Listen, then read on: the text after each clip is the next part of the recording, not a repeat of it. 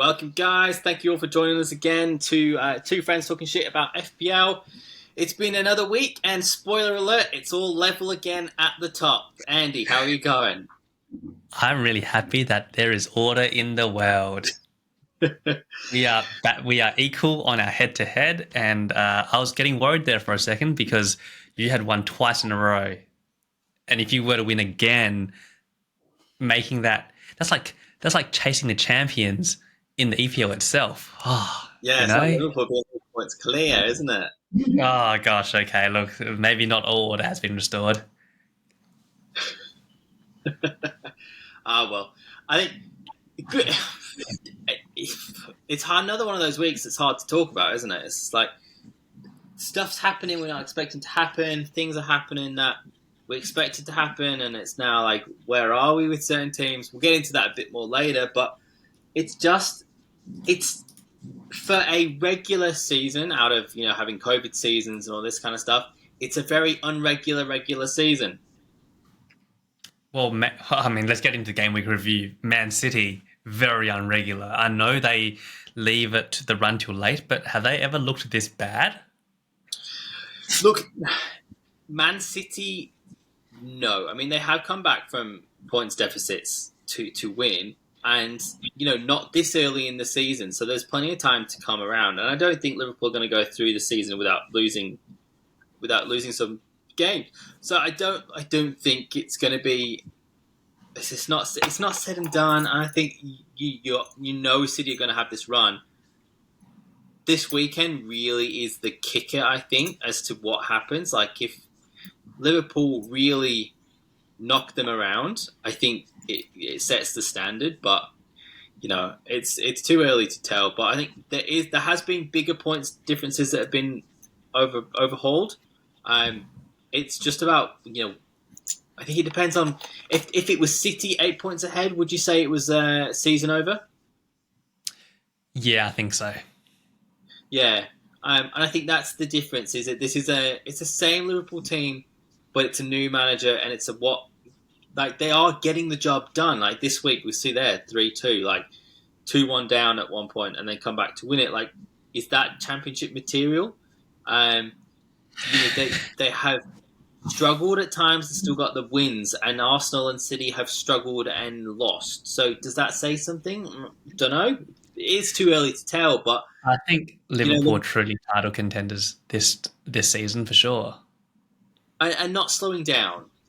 But No. this is the key point. This is Liverpool's tripping hazard. The festive fixtures are always where it comes undone for Liverpool. So, for as a Liverpool fan, we need the 8 point buffer.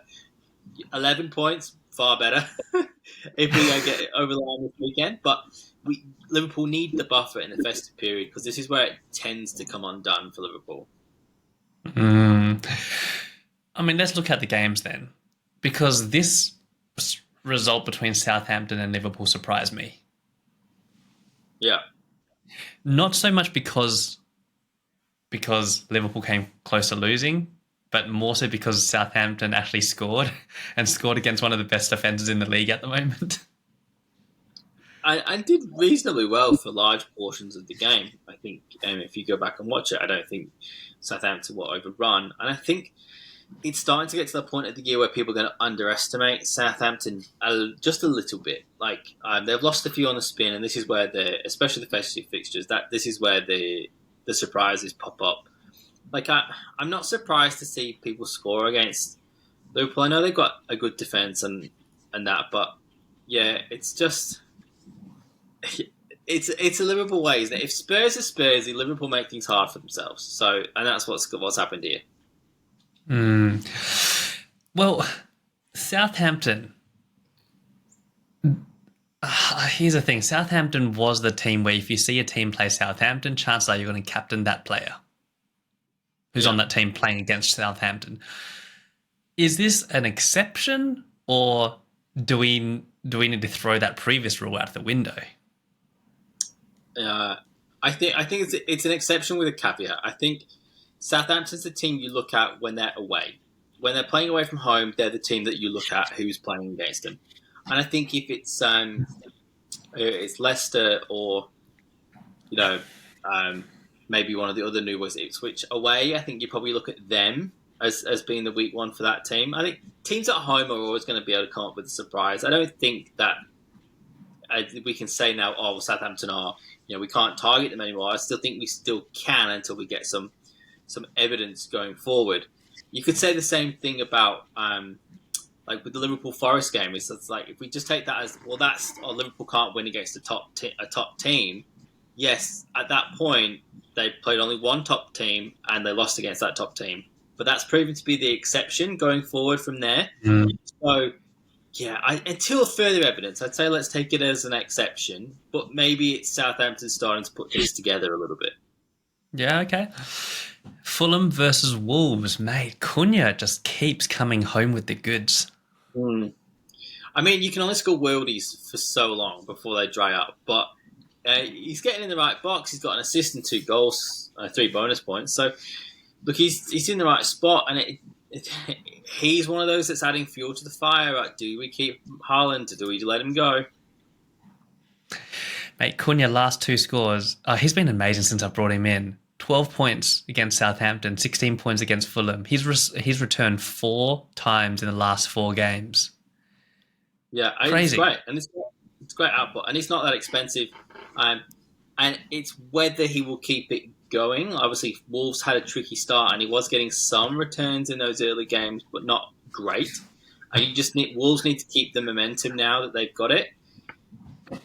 Yeah, I think this is going to be my theme for the week, but the festive fixtures and how tired people get is going to be key.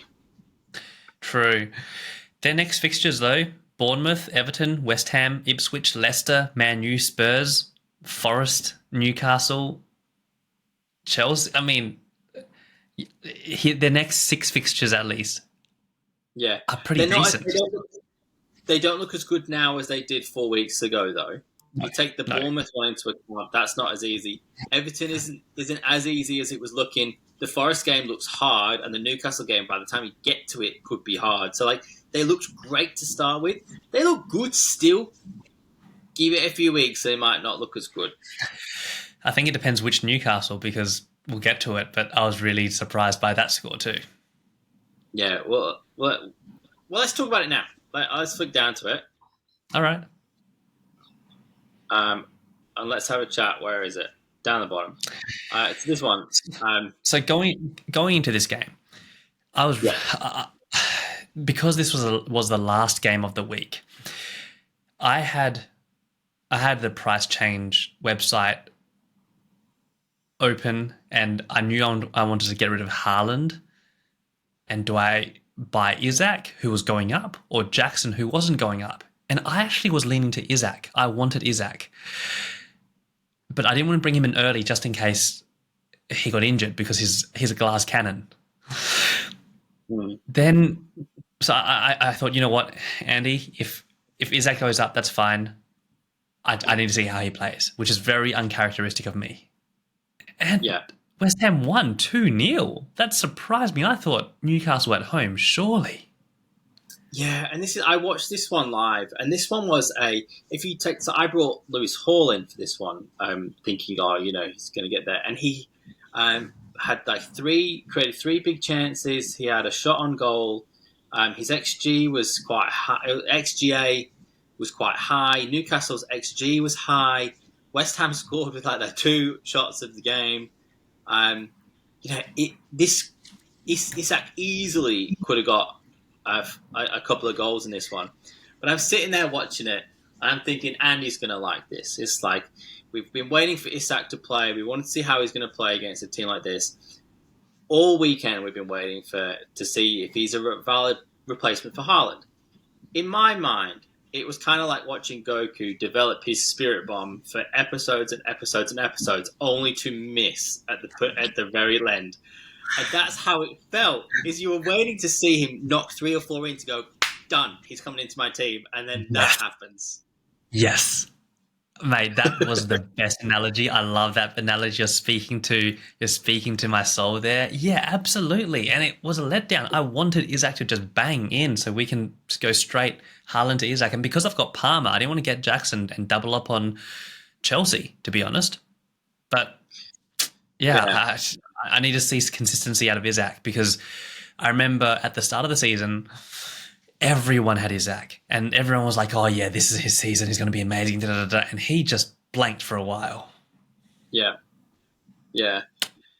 Yeah, And it's the way of it at the moment. If you don't have a consistent player, like Chris Wood's been returning pretty regularly, and he's kind of like an exception in one of these rules. But like, if you've got Liverpool players, like attackers, they return, and then you've got for a long time Arsenal assets returned, and then you kind of had City, say third or fourth in the league, down to like 16th. Anywhere in that thing, you've got teams who could return but don't return regularly, or aren't consistent enough, don't win the games you want, and that includes Chelsea, Man United, Newcastle, um, Villa, Forest. Like, it's just full of teams who can't decide whether they're good this year or not.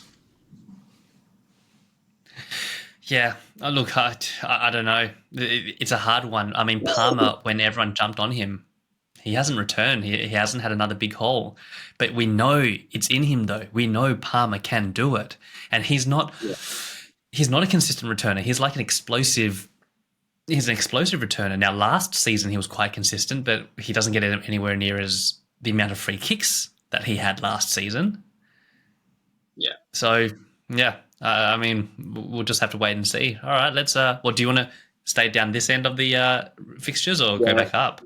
Let's do this Bournemouth one. This one was, we said it was always going to be hard to pick, this Bournemouth-Brighton one. Probably was right in the end. I think it easily could have been a draw, but it's good to see João Pedro in there with the goal and an assist. Mm-hmm. I'm disappointed about Semenyo, the red card. Because Bournemouth have good fixtures, and Semenyo didn't play very much of this game. I could see him scoring. And I think that's where our issues came, is that we predicted scores and we thought we knew what was going to happen with Semenyo playing, and then when that doesn't, and he doesn't play well, it is difficult. But Semenyo didn't get sent off in this one. He just got booked early. So he's now suspended for the next game because he's got 5 yellow cards. Yeah. I mean, do you hold him? Depends. Do you have a free transfer? Do you have any plans to bring anyone else in? We'll chat about that in the transfers. Yeah, okay. All right. So Leicester, Chelsea, I think we'll go with next. And I think this was what we expected. I think it's just the Chelsea side getting over the line against the Leicester team who aren't bad at home when they want to be. But I think this is what we expect from Chelsea, isn't it? We expect them to win the games against combative sides, but not by a lot, and then we expect to blow some people away on a really good day. And I think this is just what we get from them. I thought we would at least see some Palmer returns. I am disappointed we didn't. His XG wasn't. Here's the thing. What was his XG? It was 0.89. So, based on the stats, it was likely, but still, disappointed we didn't get the returns. That's all I've got to say about that one. I think with this one, what happened was Enzo Fernandez had a really good game. He was man of the match. He came out, like you see, with the goal and an assist with Jackson. He kind of controlled that middle of the park, which restricted Palmer's ability to come inside because he wasn't needed to come inside, and they didn't need him to come in to unlock that team. So given that Enzo was running things, I think Palmer stayed out on the wing. And, if they're going to win 2-1, it may have an easy game and rest the legs a little bit. So, yeah, I think Enzo's performance probably pushed Palmer out of the points, and not what we want to see, but it's good for Chelsea. It's good for our assets if we do think about bringing Jackson in. True. Which starts giving a dilemma. If Palmer isn't going to be scoring as much, who do you replace Palmer with? But anyway, it's still early days. I'll be giving Palmer a bit more time. It's interesting, right? Some players you give a lot more leeway than others. Yeah, and I think it goes with players who have form, who have fixtures, and who have history. Like Palmer doesn't have a Mm. lot of history, but we know what he can do in this Chelsea team. Chelsea have great fixtures, and they're in okay form, and Palmer's in okay form. So I think for me, he's a clear hold until wildcard 2. And then we'll rejudge from there when the fixtures get harder and the cup competitions start coming in again. Um, and then if he gets added if Chelsea make it through to the next round of the Europa League and he joins that, then maybe we start thinking, is he going to play 2-3 games a week? And maybe he then doesn't become an option. But until then, he's not hurting you to have him in the team and him get 2 points with everyone else. But as soon as he goes and gets 17 points in a game and you don't have him, 4-goal Palmer, thank you very much, you are on the bad end of a red arrow. Yeah, agreed. His ownership is 19.6%. So it's not. Oh no, it's no, not sorry, that's Jackson. His ownership is 54.7%. So yeah, most people own him. Yes, so big enough to hurt you if you decide to move off him. Massively. But, yeah, but Mate, this next score I called it. Well, I said this is what I wanted it to be. Oh, yeah. I'm so happy about this. Number one, because Chris Wood didn't score. I don't own him. And number two, we are the Arsenal. Hey, hey. Yeah. Yeah, and there's only one thing you can say about this. Martin Odegaard is back. It's Martin like a Odegaard is completely back. different Arsenal team. And Nwaneri, Arteta's trusted him with the Yeah, start when we've had a full team, Saka and Odegaard both being there. yeah, The lad is proving himself. yeah. And I think that's now that you've got Odegaard back and there's a bit more structure in there, there's a bit more license for some of the younger guys to come in and have a role. It's hard to play that. Look at City when they're playing all those kind of young people like Lewis in spots where they haven't got a lot of exposure. It's a struggle. So now that you have got some structure back, it's easy to put these people in and let them shine instead of letting them get pulled under by the pressure. So Odegaard being back in your team is critical, and it's critical that he stays fit now until the end of the season because you cannot afford to go a little bit more time dropping those players. No way. And I think it's highlighted how important it is that we find a backup to Odegaard. Yeah, and look at Man City. Rodri's gone. There is no one to fill that gap in. You do not have there's no one in that team who do that role, and anyone who can do that role is 32, 33, 34 years of age, and he just isn't capable of doing that anymore. So yeah, I think it's important, but you can't be having backups to backups because then you end up with a bloated squad like Chelsea and no one is happy. But I think this is a good result for Arsenal. It puts them back on the board. It's a good result against a good team. This is an exception game, I think, for Forest. I think you just take this as a title contending team playing against Forest away. Forest at home against Arsenal, I'd expect them to be a bit more competitive and for it to be a bit closer. But I think this one, I don't think Forest would have had this pegged as a win at the start of the season. So I think they just take this one and go and keep going and with a great season they're having. And Arsenal finally keeping a clean sheet against a team that you didn't expect them to keep a clean sheet against. Is this the start of potentially double Arsenal defence? Yeah, I like to see a bit more, but again, this is the defensive solidity that Odegaard gives. Like, he just gives that flexibility in the defensive line. He gives the attack more going forward. He's just that complete midfielder. So that just gives so much more security, and hopefully we see these start to come back. The one concern is Gabriel going off midweek in the Champions League. He's now flagged. Yeah, but is that an Arteta mind game? I mean, you just can never be sure anymore. This one I'd go with an Arteta mind game. The fact that they won 5-1 and they were already 3 up and Gabriel had scored, I think if it was a 2-2 or, a close game and he went off, I'd be more concerned. But the fact he went off after they were significantly ahead, I think is easy enough. He's gone down, let's just bring him off and not take any risks. Yeah, no, fair. Okay, Ipswich Man U. New manager vibes. Rashford Yeah. on this. Did you watch this game? How did Man U set up? What were your thoughts? Yeah, so the Man U set up the way I thought they were with would with the 3-4-3 kind of formation. They started that way, but they don't have enough fit centre backs to fulfil that. So you had Mazraoui playing at right centre back instead of right wing back, um, where I think he will play in the future. And then you had a winger playing at right wing back. But the manager doesn't like that. He prefers to play defenders at wing back because they can attack and defend, whereas wingers won't defend. Was his talk. Um, I think it's a very early game it's a tough game to come out of this. Like if we see them playing bottom of the table, and Luton from last year or something like that, I think it could be different. But it was a new system, new kind of personnel in there, and you're not going to get the right level of energy out of this team at the moment. I think if he's given a bit of money to spend in January, I'd expect this team to get going and him to put some fresh legs in the middle of the park, and I really open the game up a bit.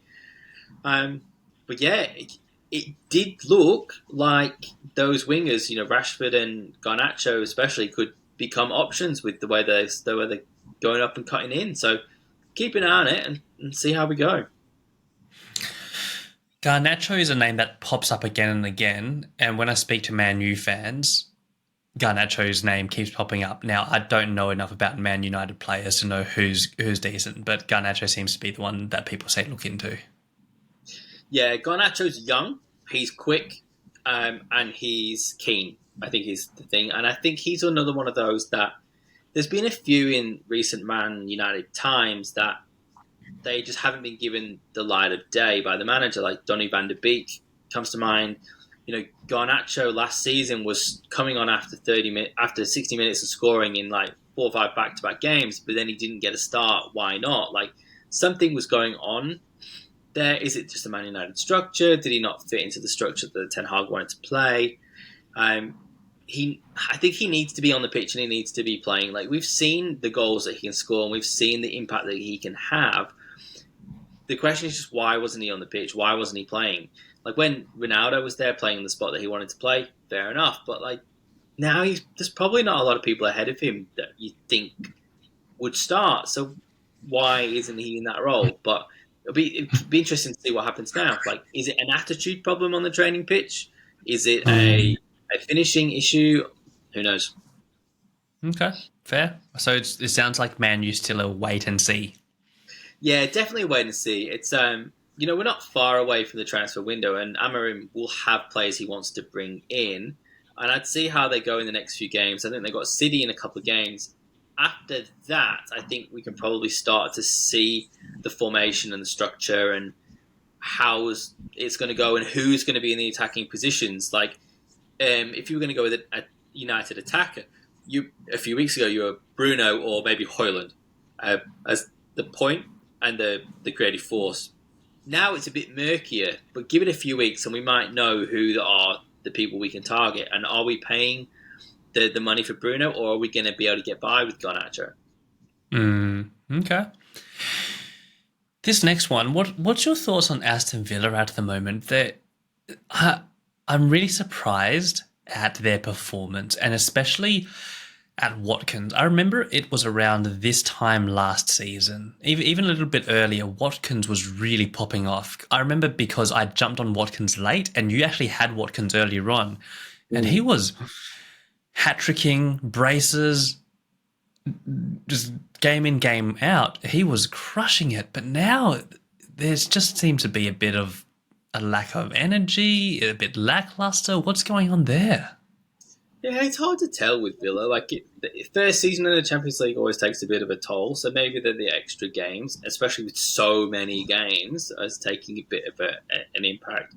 I mean, he's still on the score sheet and he's still getting there, but is it just the change in assists that's coming? Like they've obviously got Rodgers in there now, and last year they had Douglas Luiz, who's a very different player. Had better free kicks, better corners. Was Watkins getting a few more aerial chances? I also think Villa's defence is not quite as good this year. Whether it's they're not defending or they're not releasing the ball as well, or there's a bit of a tweak in formation.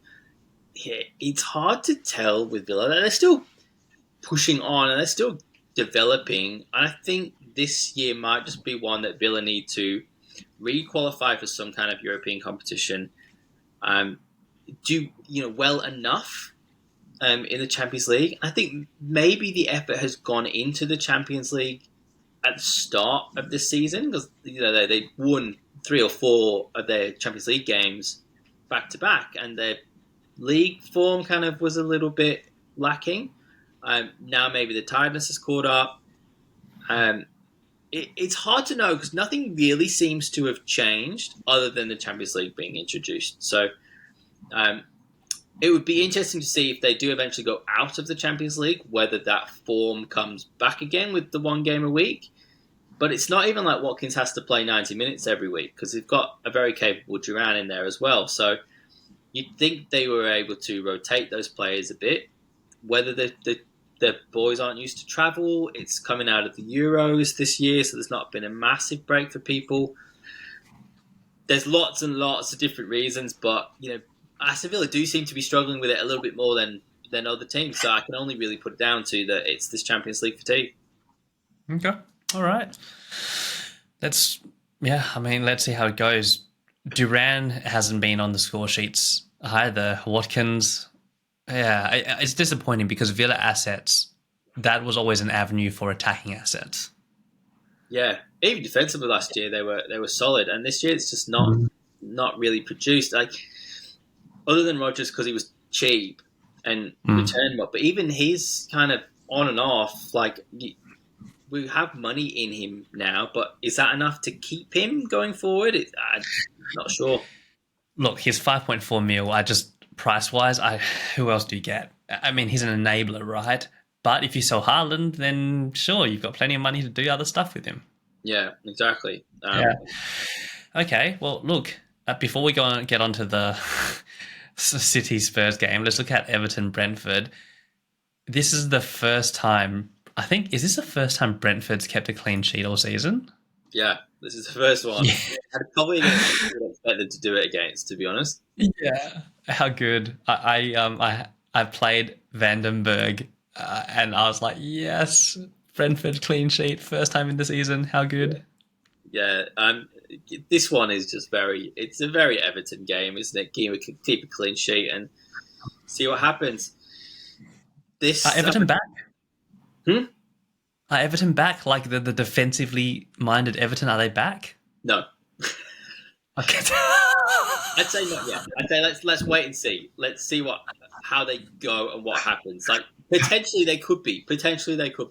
But we haven't. Like with Man United, I would Spurs. We haven't seen enough consistency to go there yet. I think if you need a 4-5 or a 4-4, they are the safer bet because we know they have good consistency. So Mikolenko is probably the one to go for. But I think there is better options, and I think there's still improvement to be made before we start investing as a priority. Okay. Man City, Spurs, mate. Spurs be Spursy. I'm going to make a t-shirt with that on it. Mate, they lost. Okay, look, just to illustrate the point. Game week 9, Spurs lost 1-0 to Crystal Palace. Game week 10, Spurs beat Aston Villa 4-1. Game week 11, Spurs lost 2-1 to Ipswich. Game week 12, Spurs beats Manchester City with Man City at home 4-0. What? How do you even invest? How do you invest in a side which just... I mean, there seems to be a bit of a pattern there. They crush it against good teams. Yeah. Then they lose against average teams. What is going on? Who do you even invest in? And that's the problem. Who do you invest in? Look at the people there. Maddison with 2 goals. Johnson, Porro, Solanke, Kulusevski, Son, Werner. There is not one, other than Maddison, who got the couple, there is not another double double return there. Like Porro's obviously double return because he gets the clean sheet as well.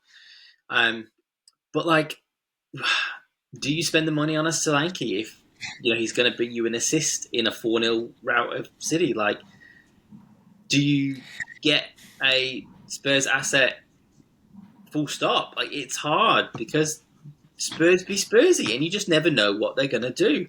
More so than any other team, I find it hardest to invest in Spurs when they're in this kind of form.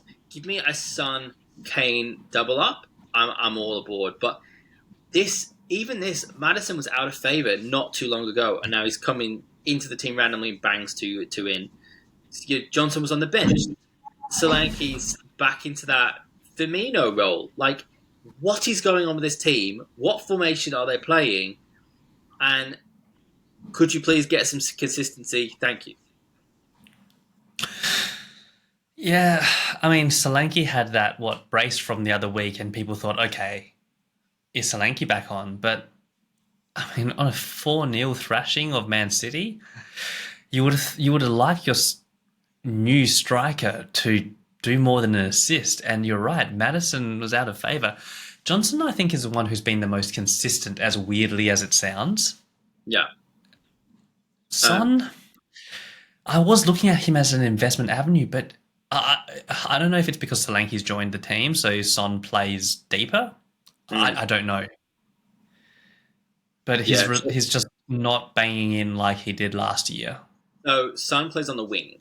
So he'll play on the left wing now. And as Solanke up top, he's got less license to cut in.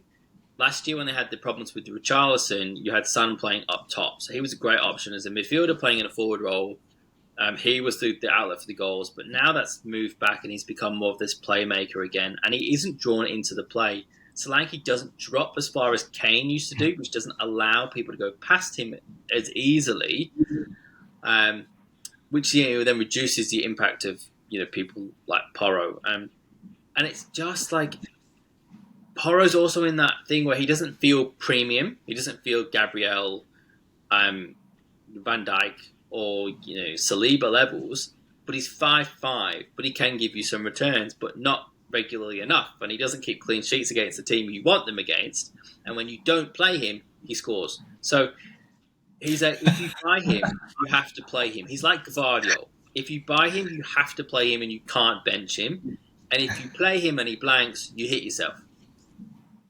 Yeah, I mean, what do you do? I think you have to play him because attacking defenders, I think you just can't bench them because the reason you bought them can happen at any time because it isn't tied with a clean sheet, right? You bought them for an attacking return.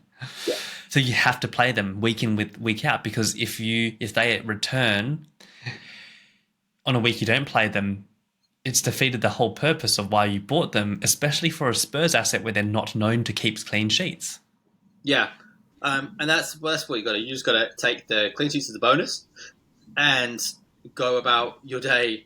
If you get an attacking return from them, that's heads up. But like, is there attacking defenders of a cheaper price, scoring or returning as often, who are better value?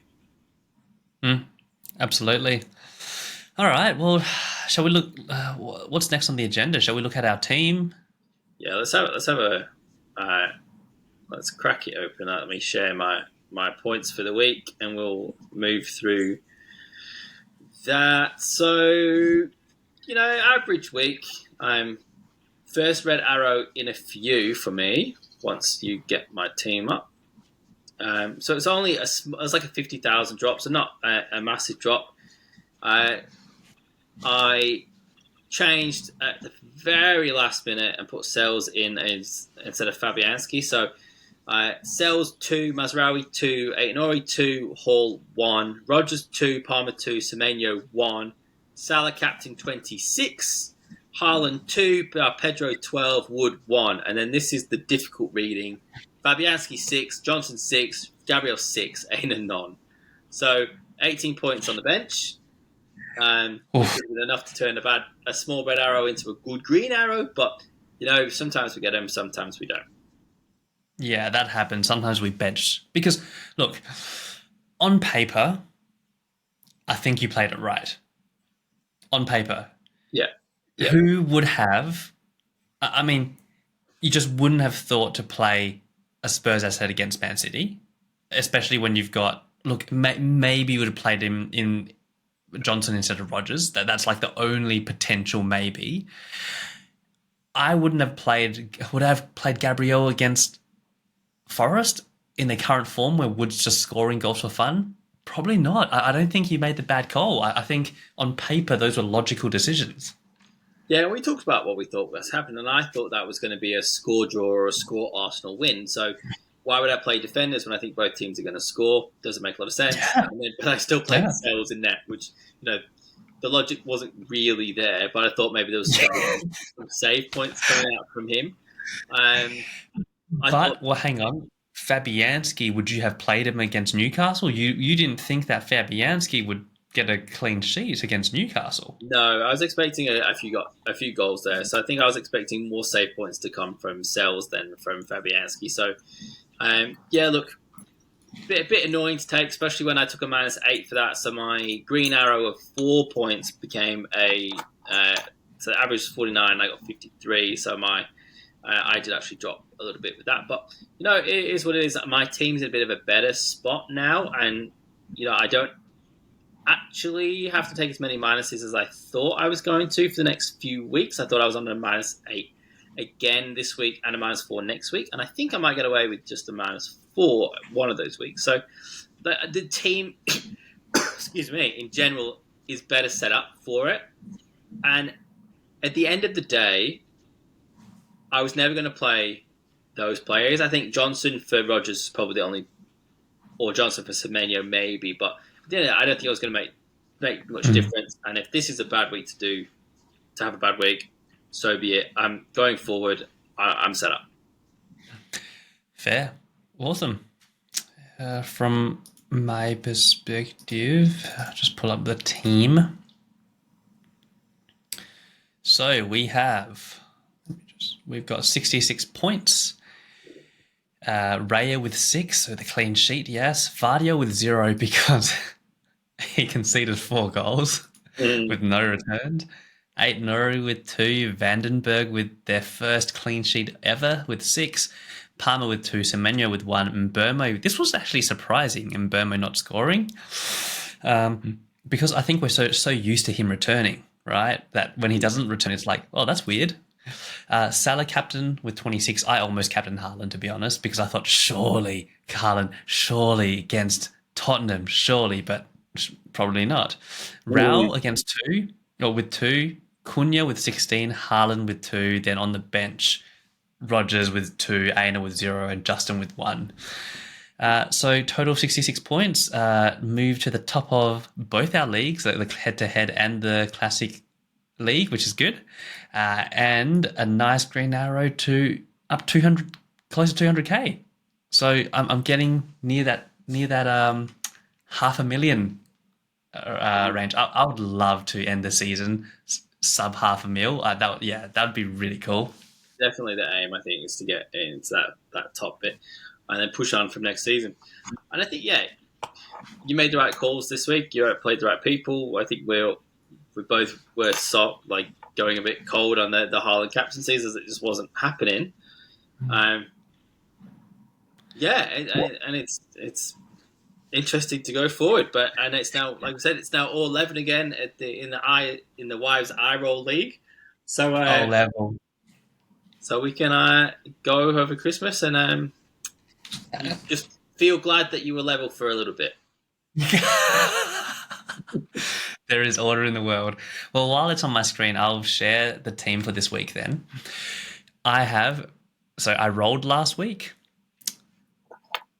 which is very uncharacteristic of me. I do better in the weeks I roll. I probably should roll more often. But this week I'm -4 already. I've done 3 transfers. Price rises and price drop have impacted this, so I'll just share current team.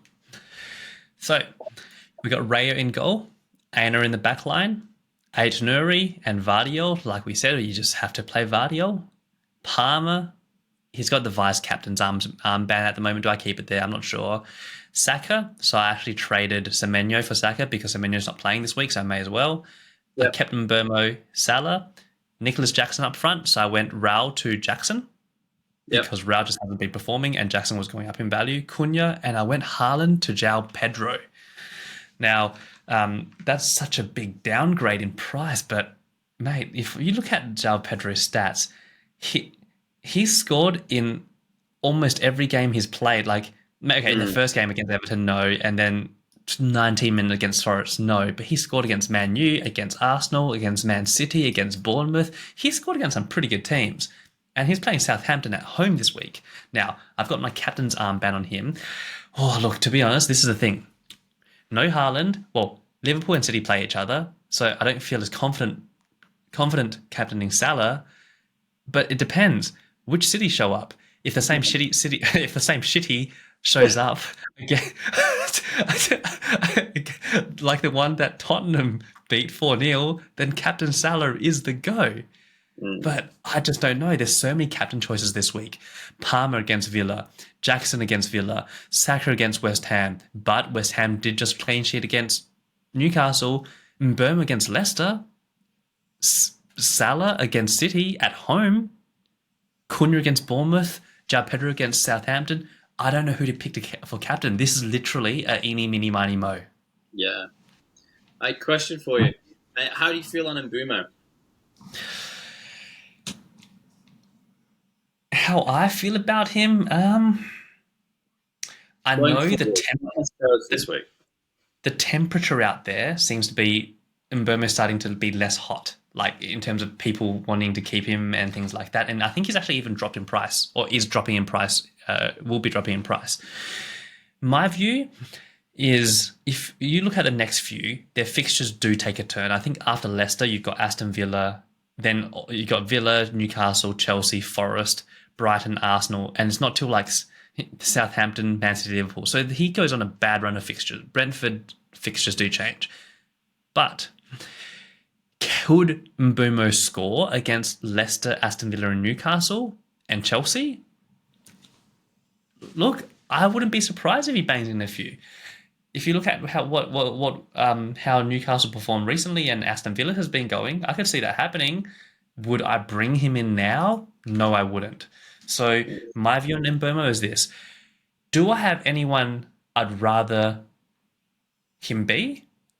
If the answer is no, then it's probably going to be Mbeumo. If Semenyo is back and he starts scoring again, I'd probably rather Semenyo over Mbeumo because their fixtures are still good. And if a Man United midfielder can prove themselves, like a Bruno Fernandes, can prove themselves that they're going to be consistent, could look at Bruno Fernandes. But at the moment, I don't know who else to bring in, to be honest. Yeah, fair enough. What are your thoughts? Yeah, I shipped him. He's not defending 3 against good fixtures as well. There's Leicester on the horizon, and then there's not a lot of other good stuff. And I had a different way. So I'm going to just before I go into my team, I'm just going to share something that's what I had a bit of a look at when I was picking my team. So this is players who are either suspended or close to suspension. So we know Semenyo is suspended already for his 5th yellow card. And then this is a list of people who are on 4 or 3 yellow cards. So some of the relevant ones, Nicholas Jackson on 4, Senesi on 4. There's a lot of Bournemouth players here on 4. So you can have 3 Bournemouth players out in one game if they all get booked in the next game. 2 Fulham players. You've got Kanate and McAllister on 4 at Liverpool. Martinez and Mainu on 4. Joelinton Shaw at Newcastle on 4. 4 Southampton players on sitting there. Van de Ven at Tottenham. Semedo, Gomez, 4 at Wolves. Like, there is significant people who are close to bans, pretty much.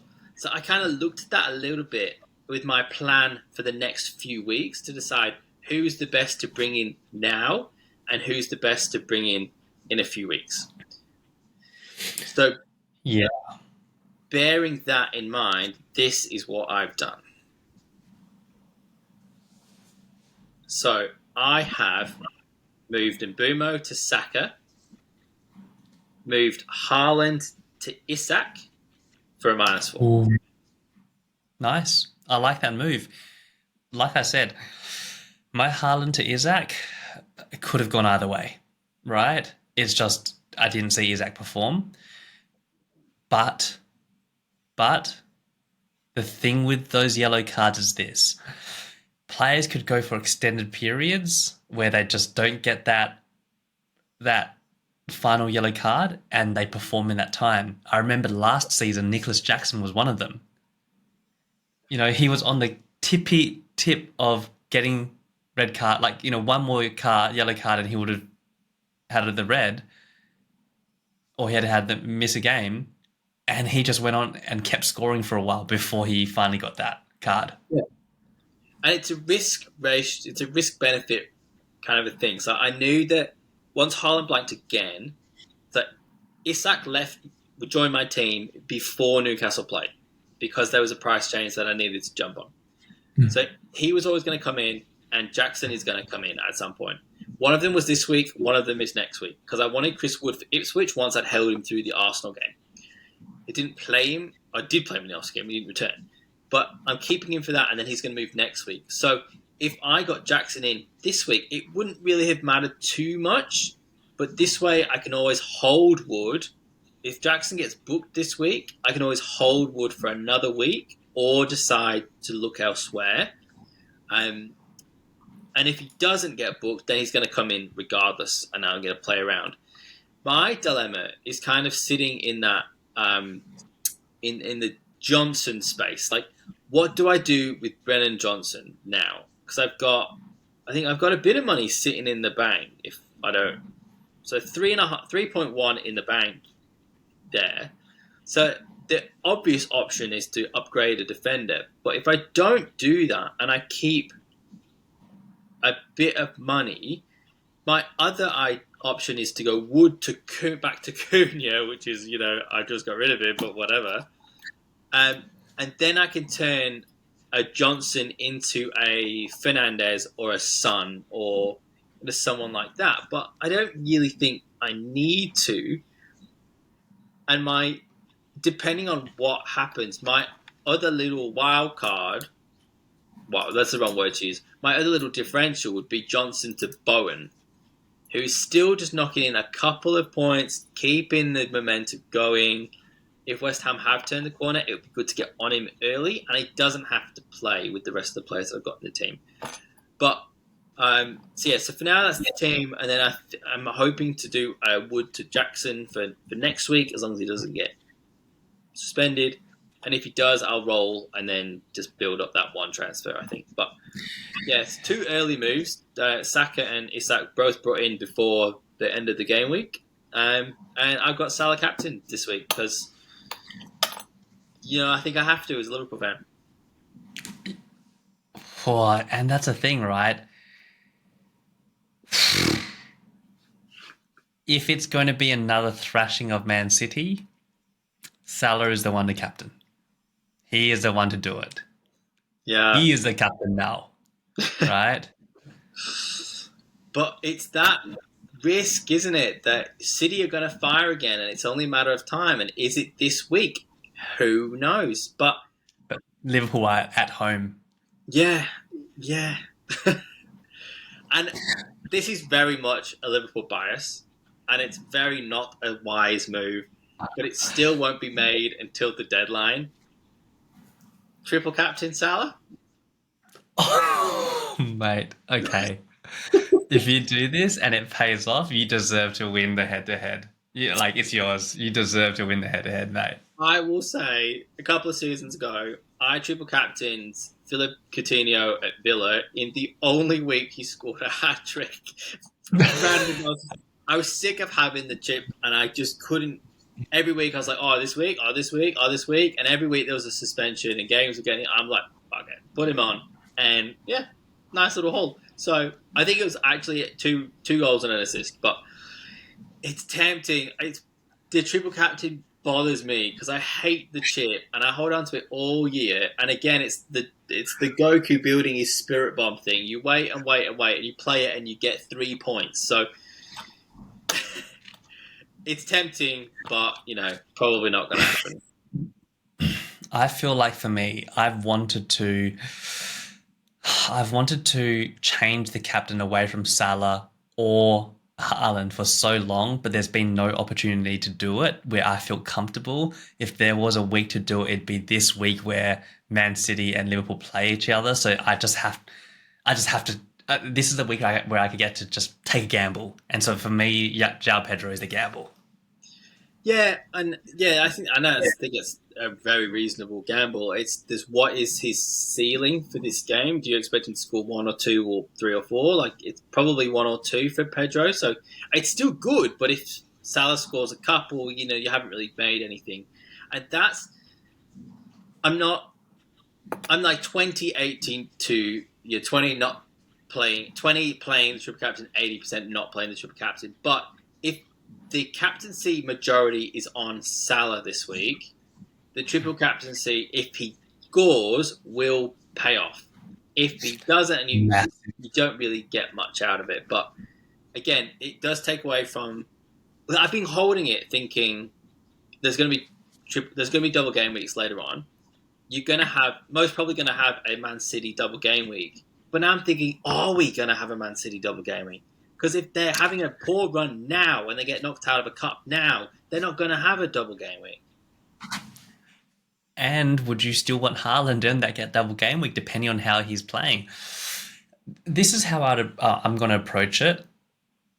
Do I need to take risks right now? Not really. I'm pretty happy with the slow climb.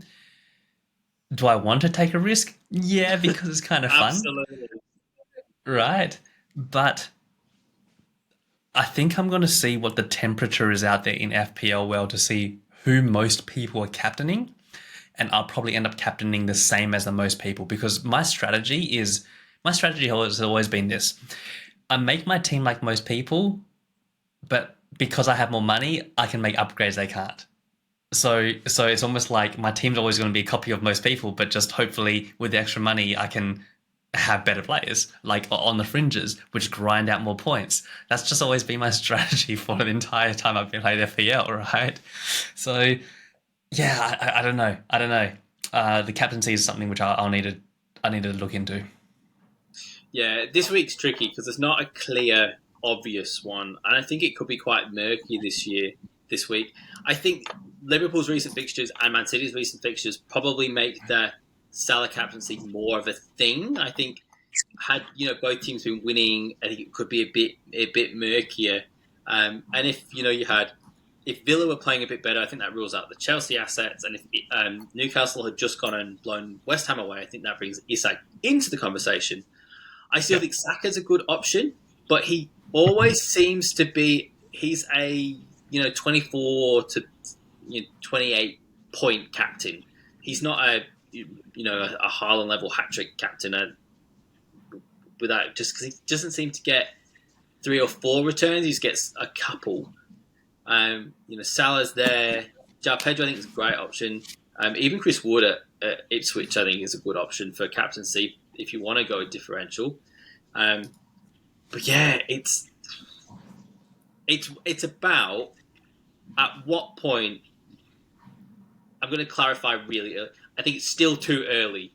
But what point do you need to start putting your foot on the gas a little bit and try and get it out of the peloton before it's too late? And that changes depending on where you're sitting. If you're sitting at 8 million and you haven't been gaining ground, maybe you need to start putting the foot on the gas and trying to get out of it and taking some risks. If you're sitting in the top 500,000, absolutely not. You just sit with the pace.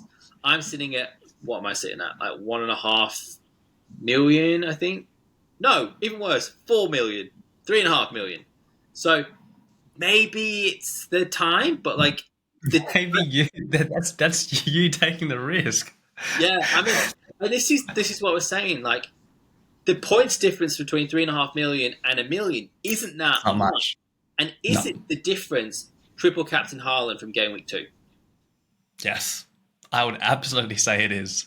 So part of me wants to just play the chip, get it out of the way, and then I know the points I've got to make up. Because points on the... We always say, what? Birds in the hand is better than birds in a bush or whatever the bloody thing is. So if we just get the points on the board and know where we stand, I know where I stand compared to those people who played the triple captain Haaland. And even as we're talking, it's sliding to 30-70. I'm going to get messages. Said anything. I'm going to get messages throughout the week. Andy, it's 60-40. It's 50-50. That's back to 70-30. Ooh, Gvardiol's injured. It's 70-30. Hey, if an injury came out for Man City, yeah, you would definitely. I'll tell you what. If a Haaland injury came out, that rules it out because City are going to sit back.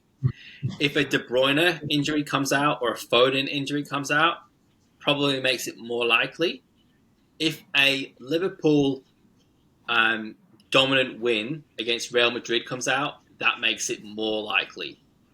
If a tricky draw loss to Real Madrid comes out, that probably takes it off the table as well because that confidence goes up, and then you're playing a Real Madrid team who are kind of struggling a little bit in the Champions League and you don't win. I think that dents it a little bit, and then you go into another team that you struggle to beat in the history, and it's a bit like, how are we going? I think captaincy is pretty set on Salah, but I think the next couple of days really does shape that triple captain conversation. Fun fact. If you look at when Haaland started blanking, it was after the City-Arsenal game when Haaland said to Arteta, stay humble. Stay humble, yeah. Haaland, stay humble. And it's, what, five on a bounce now that they've lost. Like, it's...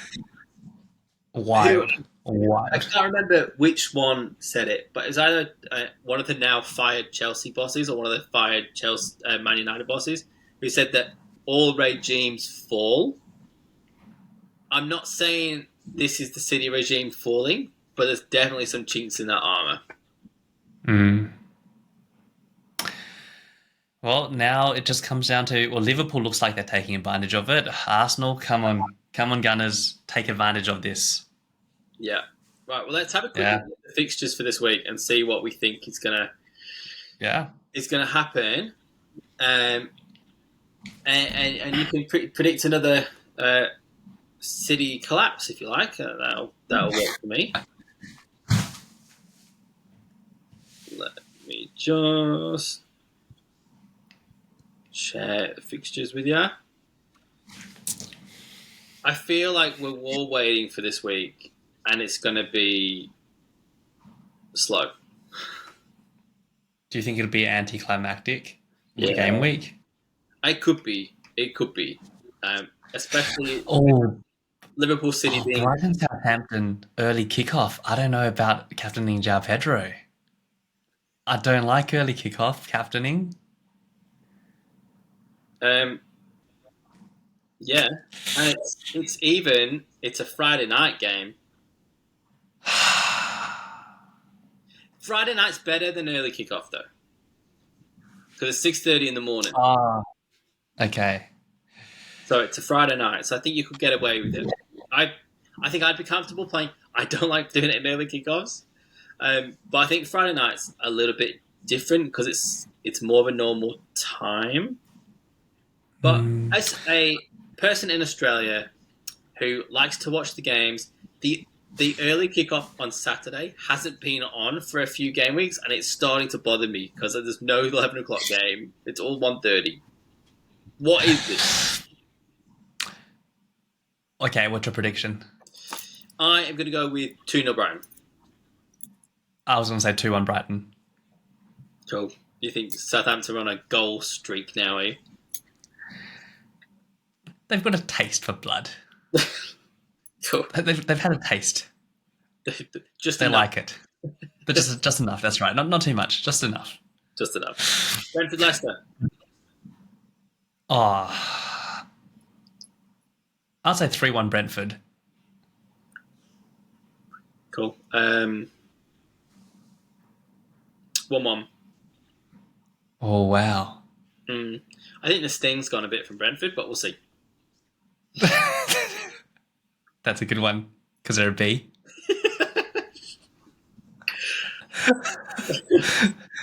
That's a good one. Moving next. Palace, Newcastle. Palace. 2-1 Newcastle. Yeah, same. Forest, Ipswich, I'll go 2-0 Forest. Oh. Oh, okay, yeah. I could see that happening. 2-0 Forest. Yeah, I can see that. 2-0 Forest. Yep. What's your call for Wolves, Bournemouth? I could see this being a 1-1 or a 2-2 draw. I'm going to go... I want it to be a 2-2 draw, but I'm going to go for a 1-0. I'm going to 3-1 Wolves. I hope so. With Cunha with the hat-trick, please. Yeah. Mate, I'll captain Cunha. I think Wolves are on a bit of a roll, and they need to put some points on the board after their start. And I think Bournemouth's hit a little bit of a stunted bit. Semenyo's out. Oh, I forgot about that. Yeah, Semenyo's out. Totally forgot about that. Yeah. Heck yeah, go Wolves. West Ham, Arsenal. It's away. 2-0 Arsenal. Yeah, 3-1. Cool, okay. Saka captaincy. Chelsea Villa. This is going to be a hard one. This is either going to be like that 0-0 draw with Man United, or something like a 4-3 goal fest. And it could be either one of those. If it was 4-3, I'm going to go Chelsea.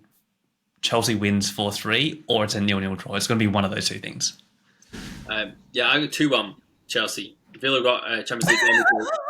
What? I was like, it's either going to be 0-0 or 4-3. You're like, yeah, 2-1. No, 2-1. I don't think Chelsea got enough to blow away Villa, but they've got European fixtures this week. But Chelsea are going to play their B team, so they'll have their strongest squad out for this. Villa have got to play in the Champions League. Traveling to Chelsea, I think it's going to be about fatigue. I think Chelsea win it in the last 20 minutes. Okay. Man U Everton. 1-1. I could see this being a 0-0 draw. Mm-hmm.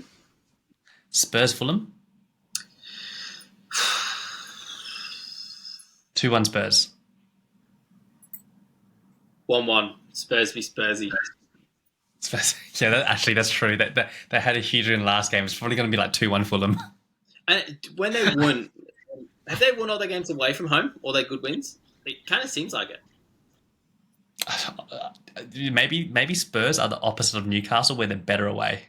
Maybe. Points proved. Okay, mate. Liverpool, Man City. This is hard.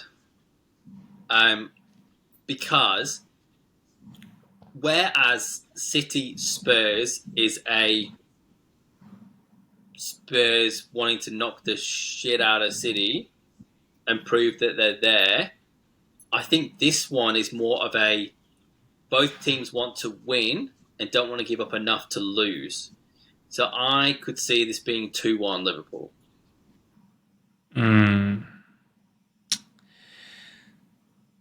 I'm going to say 2-2 draw.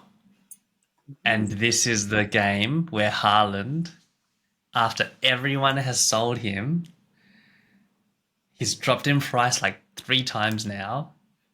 He goes and bangs in the race. Maybe. It's and then everyone's going to start buying him back. Can people afford to buy him back? Is the big question. Like, how many negative points? What I would like is for Haaland to just go a couple more game weeks without scoring. So we're kind of like early December, and then to bang in 4 goals. He's dropped in value. He's dropped in ownership, but it's now not close enough to wildcard to wait to get him back in, and then people start taking minus 12 hits to get him back in. Benefits me. I think I'm always. It depends on who I downgrade, right? If you downgrade Salah, then it's only 2 moves to Haaland. If you don't and downgrade someone else, it's 3 moves to Haaland. So it's really at most a negate back to Haaland. It's not the end of the world. Yeah, it's depending on who you want to sacrifice. If you're happy just to sacrifice that midfielder, it's easy. But if you're wanting to sacrifice a Gabriel, a Trent, and a Raya to get the money, it's much harder. So, there will be some people who've spread out even like we've gone for Salah and Saka and Palmer, 3 big heavy hitting options in the midfield. If one of those, like we said, Palmer, if he just stops returning, he's out. But you still have to find the 2 million or 3 million now that is the difference between Salah and Palmer, which is where the tricky bit for this, where your juggling comes in, and that's why it's always good to keep, your Isak or something like that, because then you drop that down to Cunha, and then there's your money. So interesting week, mate. Interesting week. This one really sets the tone for the fixtures coming up, and after this, at Man United at Everton and Spurs at Fulham, even you Chelsea at Villa, I think we'll have a good idea about where our teams are, and those teams who have green fixtures coming up. Are we in or are we out still with them? So I think a lot of information to come from this one. I'm glad you've enjoyed some parody for a week, and you can watch my taillights again next week. But until then, mate, it's been lovely chatting with you. Thank you everyone for joining us. Have a good week. Green hours are around. Best of luck, all. Catch you next week. See you next week.